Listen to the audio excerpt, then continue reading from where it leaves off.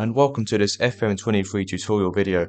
I'm FM, and today we're going to be talking about basically the first steps that any manager must take when they first take over a club. Now, evidently this tutorial is going to be aimed towards more beginners at this game, people who are just starting out their managerial journey, so to speak. But if you're more experienced, this could still be useful for you. There could be some things in this video that you haven't previously considered or haven't previously done. I mean, obviously, I don't claim to be, the best manager at the game, but I have played this game for many years. I mean, I'm 19, but my first FM was FM10. So, yeah, I have had lots of experience playing this game, and generally I tend to do quite well in most of my personal saves anyway. So, before we go on, I just want to mention I also have an opposition instructions tutorial out on the channel right now. You'll see it in the top right about now. And yeah, if you want to learn more about opposition instructions, how to limit the opposition, then I encourage you to watch that video. But anyway, today I'm basically just going to run through, basically in stages on what you do when you first take over a club. So let's do this. So I've chosen Dortmund for this tutorial video just because I feel like they're a club who are in the process of a rebuild. Obviously they lost Haaland in the summer, and they're just sort of rebuilding their squad right now. They're not the best team in Germany. Obviously Bayern they win the bloody title every year, but they're still a decent side, so that's why I've chosen them. So anyway, as you just saw, the first step I always do is just get a feel for the squad, like find out who your best players are, find out who the leaders are in your squad, find out what players you go to if anyone else has a problem. So you can do that if you have a custom squad view, just sort by ability. If you don't have a custom squad view, you can just go to this icon here and press reports, and this will just tell you the abilities of all the players, and you can sort them like this. Just click on the ability. And there you go, you can find out who the best players are. So obviously at Dortmund we've got Marco Reus, Jude Bellingham obviously one of the upcoming stars in the world.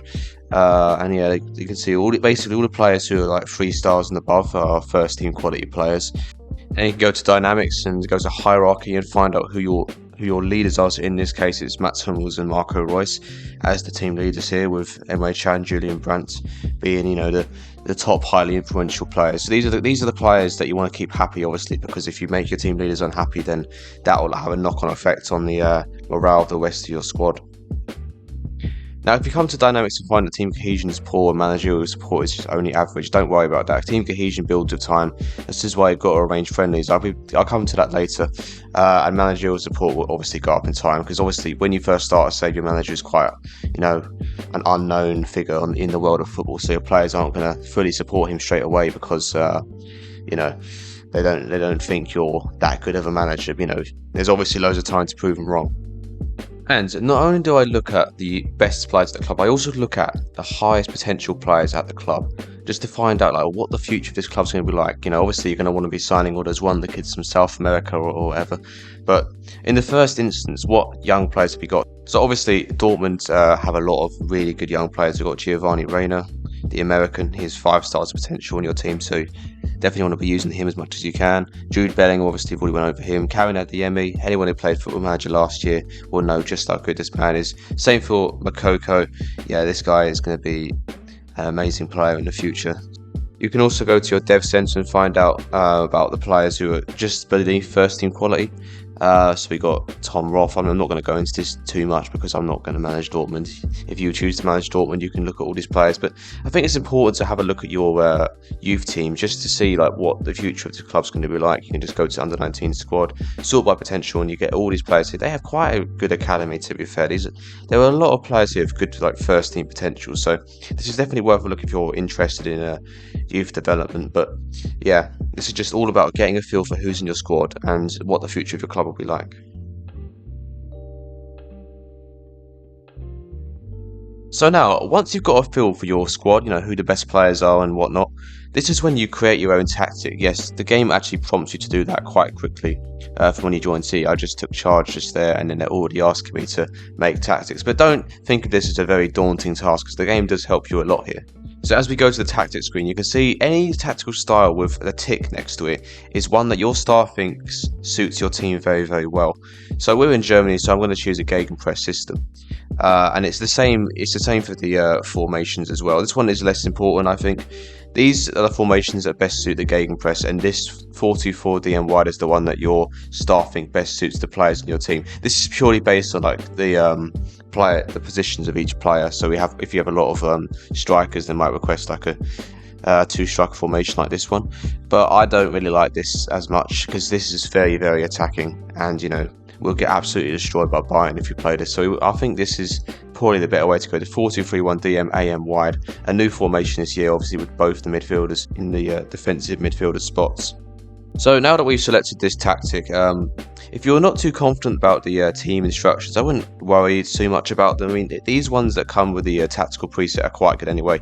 As you get better at the game, as you become more experienced, you could adjust them if you want to suit your own needs. But if you're unsure from the get-go, just leave them, because I feel like these instructions aren't bad anyway. And the next step is basically to choose your best 11 and then adjust the player roles accordingly. So this is the best 11 for Dortmund that I have chosen. It's just going by star ratings, to be honest. And if you have some knowledge of the club that you're managing, then it shouldn't be too difficult a task.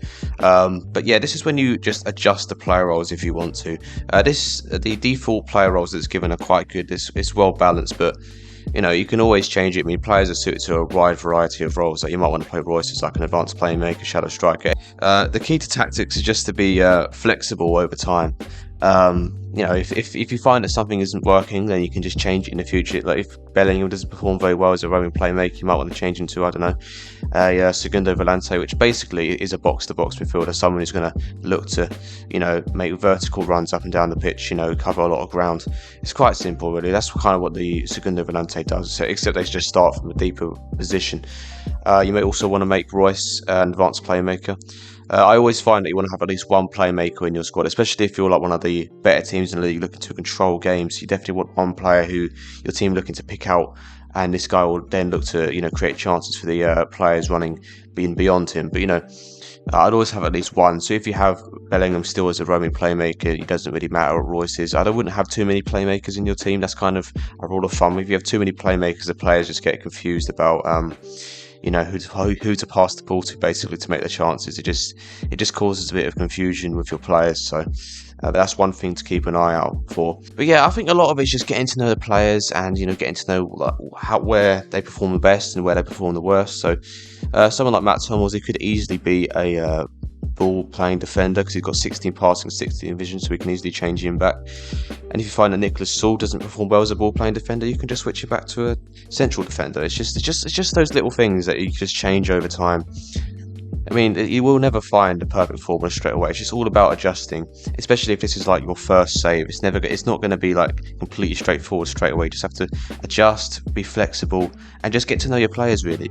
Now, if you're looking to go into a more deeper dive on, what roles are best suited to which players, just literally go onto the player profile, select a role. Anything that's in green that's highlighted on their attributes are like key attributes for the role that you selected. So for advanced forward, the key attribute is dribbling, finishing, first touch, technique, off the ball, acceleration, or whatever. And the blue attributes are just ones that are desirable. So if he has a skill set in these areas, then he'll be a better player, obviously, but they aren't required to play the role. So in this case, because we're playing a gegenpress, you probably want to pressing forward because it's all about pressing gegenpress. But Adeyemi is not the most aggressive, and I find aggression is quite a key stat for pressing forward. So you could play him as an advanced forward if you find that you're not scoring enough. Adeyemi's not playing well. It's just all about adjusting, and that's the key thing. I'll probably do another tutorial about tactics eventually, but I don't want to get into it too much here because there's definitely a lot of depth you can go into this. But I feel like if you're just starting out, I feel like just stick with the basics, stick with the instructions that it's given you on the tactical style, and just don't deviate too much from the roles that it's given you either. Just adjust over time if you find that players aren't playing very well. Now, once you've decided on a tactic and a best 11 for the season, you may want to have a look at the club vision that your board are setting out for you, just so you know what's expected of you this season. So the Dortmund board want us to reach the knockouts of the Champions League, qualify for the Champions League in the Bundesliga, and challenge for the Cup. So those are definitely things to be keeping an eye on for the season to make sure you're achieving all of the goals. And this might also be a good time to hold a team meeting for the players, because what I always do is literally just tell the other players of the board want of me, and it usually is fine. So I don't usually make promises because, you know, if you break promises to players, they get very, very pissed off with you. So I try to avoid that. Just ignore this guy, no one cares about Schultz. So the board wanted us to qualify for the Champions League through the league, so we just say that. See, they're very, very pleased with that. I don't know, reach the latter stages of, okay. Alright, maybe knockout stages were not the latter stages. Oh wow, so you could just back down, that's fine. Sorry, someone knocked on the door there, so I had to pause. Where was I? If that ever happens to you, just back down, it's fine. The players will forgive you, it's fine. And just say, oh yeah, I'm very pleased with your reaction. The expectation was reach the finals. Let's just say that's the players. They're all happy with that. And there you go. That's boosted morale all throughout your squad. Now you can see that club atmosphere has gone up significantly to excellent. Team cohesion has gone up a little bit, and it's still poor. But is one thing I forgot to mention earlier. If you're worried about the team cohesion being poor, obviously friendly matches will increase the team cohesion too. But if you schedule as much of these team bonding sessions as you can, that will also increase the team cohesion. As you can see, team cohesion increased. This is more of a deeper dive into training, so I'll probably avoid talking about this too much. But just for now, make sure you set enough team bonding and also community outreach as well. These both increase team cohesion. They're both on the extracurricular segment of the training. So if you just keep setting those throughout pre-season, your team will, you know, become a cohesive unit in no time. Now, one thing that you may find after, you know, setting up a tactic, choosing your best 11, is that certain areas of the pitch have weaknesses. So, you know, there's a new feature this year called the squad planner, which is here. You can use it if you want to. I don't find it particularly useful. I'd rather just go onto the squad screen and sort by position. So one weakness I've noticed already is at right back, because as you can see, the only 3-star player, you know, i.e. the only player good enough to be a regular starter for the level you're at, is Marius Wolf. But upon looking at him, he's very, very attacking. He's not, he's not a natural at right back, and also his tackling and marking are quite low. So maybe a right back's kind of a problem position, a position that you want to fill. Now the trouble is, in the first transfer window, if you wanted to sign players, unless you get given a big transfer budget, which is unlikely, you're not going to be able to sign many players. You can see Dortmund don't have much money. They only have £8 million, 8.6 million in the bank to spend. And this is because, obviously, the start of season 1 of Football Manager reflects the end of the transfer window in real life. So all the teams have already done all their business. You may find it quite hard to sell players as well, because teams obviously have already concluded their business for the summer, so won't want to be signing any more players.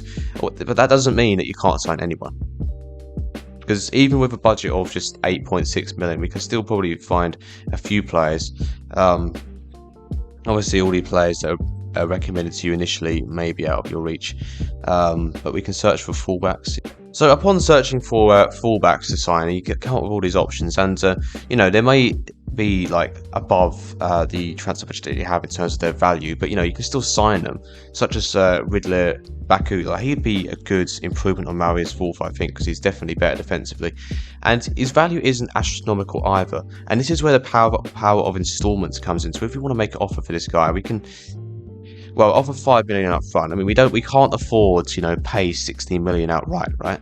So we can just offer 5 million up front. That lies within our own transfer budget, and we can just offer Wolfsburg installments. We can over time I'll give you another 5 million and see what they say to that. Okay, this is the annoying part where they say, you must submit an improved offer. Let's just do it like that, submit, and then we'll see what they say.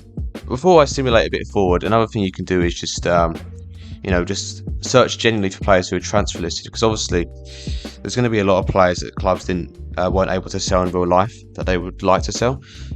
So if you just sort by world reputation, these are where all the best players are going to be, and quite often, these teams are just going to let you loan in the player. So someone like Unai, I mean, I don't think he's Dortmund quality really, but if you really wanted to, you can go to transfer, make an offer, loan, and they'll let you take him in on loan for the season. I mean, to a bit of cost to your transfer budget, obviously, the total cost of loan would be 1.8 billion, but that would be a lot less than actually signing him outright. And you don't have to agree to this mandatory future fee. If you just set it to, if you just put in an optional future fee of whatever it was, they'd still probably accept that. Oh, for God's sake, I hate clubs that do this. It should work. It definitely works in previous years. You don't ever have to agree to a mandatory future fee. If you just set it as optional, you may have to pay a bit more up front. But, you don't actually have to go through the signing of him. You can also search a loan list too, but I don't think you'll find anyone good enough for your team, especially at this high level, just available for loan. So you could just search for this list if you want to. You probably won't find too many really good players, but it's definitely worth a look. And the final thing you can do is just look at the free agents pool, just sort by world reputation, and you can find all the best players who are currently without a club. Again, you're at a high level, so it's unlikely you'll be able to find someone really, really good. But if you're quite tempted by a player, you can just go to them. Let's go to, I don't know, Graziano Pella, the ex-Southampton manager. Just offer him a trial, offer him a few weeks. He'll definitely accept that. And then that means if he comes on trial to your club, you'll find out everything about him. Like your staff will do a thorough analysis of the player, and you'll be told exactly what his ability is relative to your squad, what his weaknesses are, what his strengths are. Don't actually have to go and sign Pella. I mean, I wouldn't recommend it. This is just an example, but it's something you can do. There we go. Pella's willing to join us on trial. Let's accept that and see what his ability is. Hurry up, game, please. Right, there we go. He's a 2.5 star player. So if you're really, really desperate to, have a backup striker, Graziano Pella is your man. So yeah, that's just an example of something you can do. Again, you probably won't find many people who are that good if you're playing at a high level like we are right now. But it's definitely worth a look in it. Wolfsburg have responded to the bid for Ridler Baku, and that's not too bad actually. We can get a quality player in for just paying £5 billion up front. There we go. And so you'd be able to just negotiate a contract with him and hopefully sign him. And hopefully his wage demands wouldn't be that high either. Just be careful about that, because you probably won't have much wiggle room in the wage budget unless you sold a few players, which is unlikely, or loaned a few players out. So, just be careful about that. But definitely Ridler Baku is probably a good signing. First season for Dortmund. It's just about getting ahead of the other clubs. They're not really looking to sign anyone, but you are. So if you can just come in early for a player like this, he's definitely a decent player. He's only 24 as well. But yeah, he's definitely a valid option. You can see he's better than Wolf, significantly better. So, if you're willing to do a Dortmund save, this is the man you should sign. I'm telling you. Right, next up, staff. Yes, staff are absolutely essential for success on this game, I find. Now, you may see all these bars and think, oh no, what the hell is this? I'm so confused. Basically, these bars just mean how good your staff are compared to the rest of the teams in your division. So if the bars fall like this and it's yellow, that means that you have the best staff in that particular field in your division. So we have the best staff for fitness in the division, as you can see. Now, it's important to max out most of these staff, and if you're a bit uncertain about actually looking for staff yourself, you can just go to Job Centre, place advert, and you can just place adverts for any role in your team. So we don't have an assistant manager, so you can place an advert for that. And as you can see, search starts with assistant manager, and basically what will happen a few weeks into the save, you sim forward a few weeks, and you'll get another email following up on this advert, where you can just sort through interested applicants for the role. And yeah, that's fine. But if you're not willing to do that, you can obviously just go to staff search. We're lacking coaches here at Dortmund, so you can search by coach, go to coaching team attributes on the view section. Just make sure you go over to view, select coaching attributes, and then just sort by the best ones here. So we've got Ian Jones, who is good. Yeah, if you just press coach, yes, this guy is very, very good. You'll get a few of these in your save. You just get these random regens who are really, really good coaches, and he may say he's ahead of youth development, but I'm sure if I approach him, yeah, he'll just want to be a coach, and that's just a quality staff member in basically for free. But it's very, very important to max out your coaches and scouting team and stuff, because these are the people who can really make a difference for you. The only roles I wouldn't say are that important are the technical director and loan manager. Basically, the loan manager that finds loans for your youth players, but the director of football can do that. You can do that yourself. Same can be said for technical director, who just basically manage the staff you have at your club, but you don't really need one. If you have a big club, with lots of money, they're probably worth getting. But when you don't have as much money, that's just a lot of wages being wasted essentially. Final thing to look at is the medical team. Yes, another very, very important set of staff members for your club. But we don't have a head physio here at Dortmund, so that's definitely a area of concern. We can just set another advert Or, as you notice, we have a surplus of physios, so we can just go to the physio team and just go to this guy has a rather unfortunate name. I'm not going to say that. I mean, if I monetize my videos, I get demonetized if I said this guy's name. We might not be able to do it. No.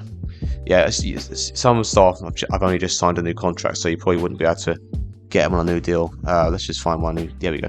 So you can offer this guy head physio, kill 2 birds with 1 stone, and yeah, so now when he signs a new contract, he'll become a head physio, and that will take a number away, and that will take one away from your physios as well. So you can get a head physio and lose a physio for the price of just, doing one thing. So it's always worth it. And if in case you're wondering about the difference between sports scientists and physios, by the way, physios make it so, players aren't out with injury as long. So a physiotherapist with 20, for physiotherapy, will be able to make it so players are out for a short amount of time.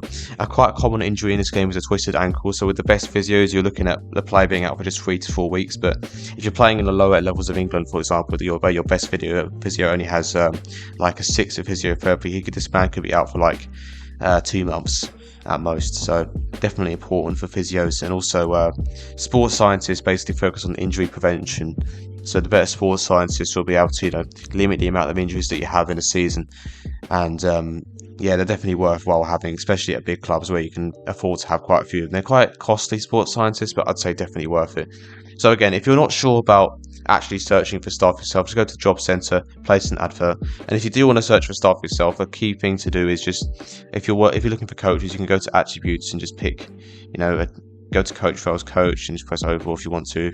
And this will filter out all the coaches who don't have a 15 and everything. You won't find a coach like this, that's too far. So you can just reduce it a little bit. See, and we do find someone. There we go. There's a few coaches here with at least 11 and all the key areas, so you can look to sign someone like that. It's quite straightforward, really. Searching for staff may be time consuming, but it's definitely worth it. So continuing on from staff, I like to just sort out all the staff responsibilities for this season. These are all like the way I'm doing it may not be the way you want to do it, and that's fine. It's all about manager preference, but I tend to not want the staff to arrange friendly matches for me. I'd rather do it myself. I'll come to friendly matches in a minute. You may also not want to actually lead the friendlies yourself, so you can delegate that to your assistant manager, and that's fine.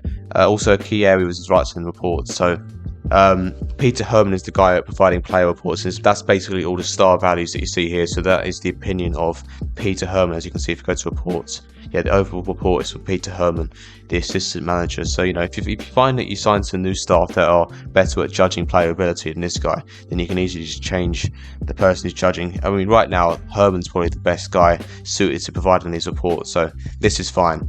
But we want the most accurate reports possible on our players, so definitely something worth checking out. The rest of these don't really matter so much. You can just customize these yourself. Staff meeting, they're kind of, well, they're not pointless, but I wouldn't do one every week. I usually do every month, and just make sure you hit confirm after changing things around, just to make sure that they actually get saved. And also, whilst on the topic of staff, you can have a look at some friendly matches too. You may want to change these up. You can just click on any one of them, press cancel, and if you wanted to arrange any more, just press arrange friendly, select a free date, and just go to this list, and you can find loads of clubs to play. It's important to play friendlies, I think, in pre-season, just because it builds sharpness, obviously, make your players ready for the new season, and also it builds team cohesion and also tactical familiarity, because you can see I've set the tactic now, the gegenpress, and it's our primary train tactic in the training tab. I'll do a training tutorial, as I said earlier, some other time, but it's important to build the familiarity amongst your players, because as you can see right now, they aren't very familiar with it. But once they do some training, once they play a few matches, this bar will go shooting up and your players will perform better on the pitch. So that's basically, a key area to look at. So yeah, anyway, that brings this tutorial nicely to a close. I'm not sure how long the video is going to be. I need to edit it now, obviously. But yeah, I hope you enjoyed the tutorial, and if you have any further questions, just leave them down in the comments below. Make sure you like the video if you enjoyed, and subscribe if you're new around here. And yeah, I'm quite enjoying doing these tutorials now. I'll probably do some more in the future, as I said, on training and more in-depth look at staff or whatever, stuff like that. So if you're interested in that, make sure you leave a like on the video and comment down below your opinions. So anyway, thank you so much for watching, guys, and I'll see you next time. Goodbye.